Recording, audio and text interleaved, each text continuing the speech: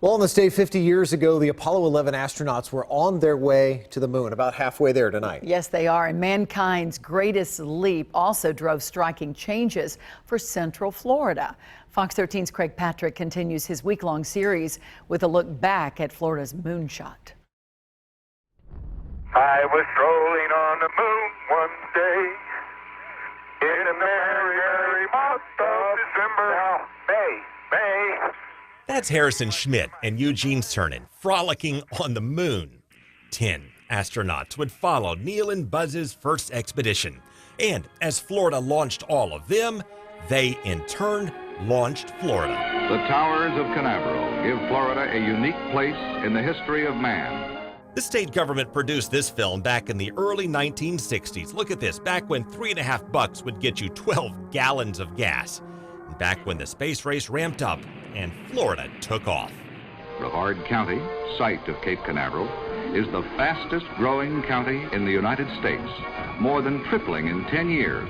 That was just the first spurt before Kennedy ordered the moonshot, before our government bought another 219 square miles of marsh and turned it into a sprawling space factory.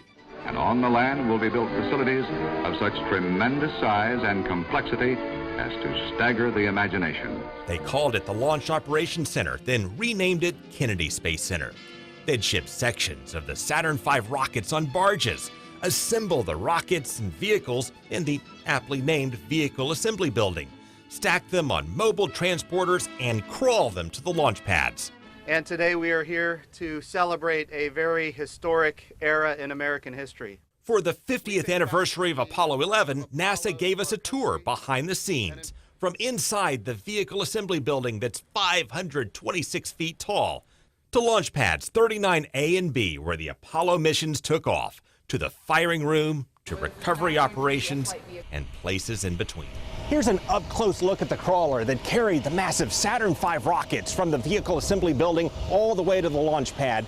This was built in 1965, went into operation in 1966, and one of the most striking things about it is that this is still in operation here today. There's many things you can touch right here that are from the early 60s. It's the maintenance. Nobody's going to give us the money to get another one right now, not in these days and age and time.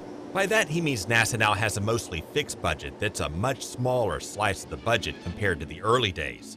The space race gave Florida back then a sudden jolt in wealth and a flood of development and jobs. Construction was everywhere. And so it was really exciting times. And these were comparatively high-paying jobs that drew a mass influx of highly educated and young families to Central Florida. The area around the Cape suddenly had the highest concentration of doctoral degrees in the nation. It drew clusters of defense contractors, research labs, and electronics factories. And as the government started building Interstate 4 to link the Space Coast to Tampa, it spread rapidly west. Tampa is on the I-4 corridor. This corridor is a center of high technology development in Florida. Phil Metzger's dad moved to Florida to work on the space race, and like so many others, he followed in his old man's footsteps. And so it was sort of like a fish doesn't notice the water that it swims in. I just thought that was the way life is. People work on the space program. It also drove waves of tourists to watch the launches. And it launched the clusters of motels, mainly space-themed, from the Starlight to the Sea Missile and Polaris to a brand new town called Satellite Beach. And have you noticed many of the homes from Tampa Bay to Titusville were built in the 50s and 60s? That was during the space rush. And that rush created demand for groceries, which fueled a chain based in Jacksonville called Winn-Dixie, and another grocer based in Lakeland that would become a retail giant. Similar growth has been experienced by Publix. After NASA built out Kennedy Space Center, there were rumors it had scooped up another 39 square miles west of Orlando. But that wasn't NASA, it was Walt Disney.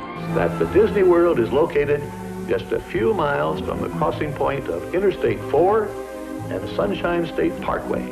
He knew all these growing young families with such buying power, and the throngs of tourists created an untapped frontier for family entertainment. The rest is history, including a certain mountain of tomorrow that seemed to fit in with the times. It all created more demand for Florida, which built out Central Florida as the hub of technology, aerospace, space development, and entertainment that we know today. Now more than 20,000 people work in the aerospace industry just in the Tampa Bay area. And those numbers will surge yet again because 50 years after our first night on the moon, NASA is accelerating its plans to fly back to the moon and then take a much greater leap. Craig Patrick, Fox 13 News.